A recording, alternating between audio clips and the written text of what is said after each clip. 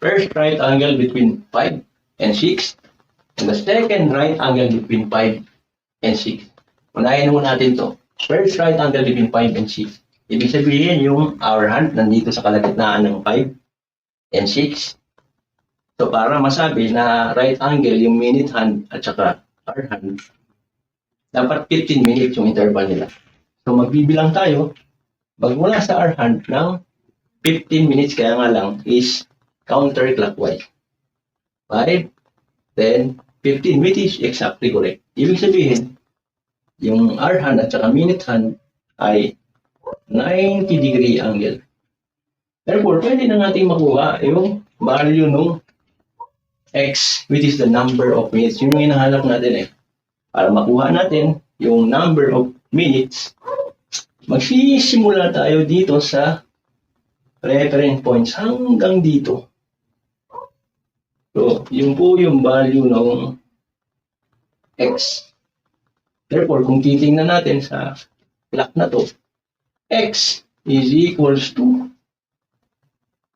10 plus x over 12. Kasi magmula rito hanggang 2 is 10 minutes. Therefore, 10 plus x over 12. Lipat natin yung x over 12 from right side to left side. What will happen is magiging 11x over 12 is equals to 10.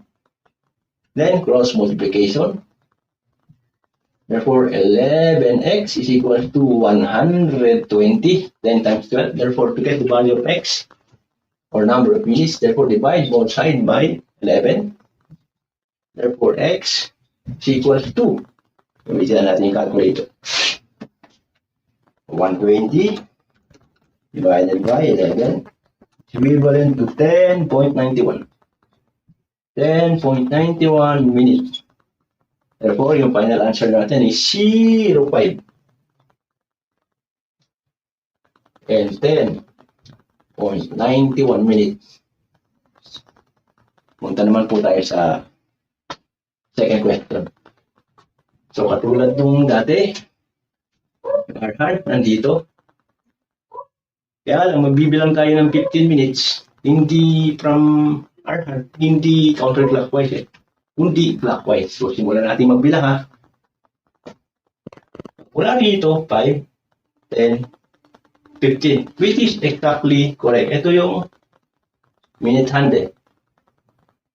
So, silang dalawa ay 90 degrees angle. Para makuha natin yung number of minutes tulad nito, sisimulan natin magmula rito sa reference point. Magmula rito hanggang dito. Yun po yung value ng x. So kung titingnan natin, dito sa clock na to, yung value ng x is equivalent to, magmula rito hanggang dito sa 8 ay 40. Therefore, 40 plus x over 12. Lipat natin yung x over 12. Magiging 11x over 12 is equals to 40. Cross multiplication. Therefore, 11x is equals to 40 times 12. Equivalent to 480. Makuha natin yung number of minutes or in x, divide both sides by 11. Cancel 11. X is equals to 43.64 minutes. Therefore, yung final answer po natin ay 0, 5, and 43.64 minutes. Kaya po yung final answer mamaya po is yung 6 and 7 naman. Thank you po. Salamat.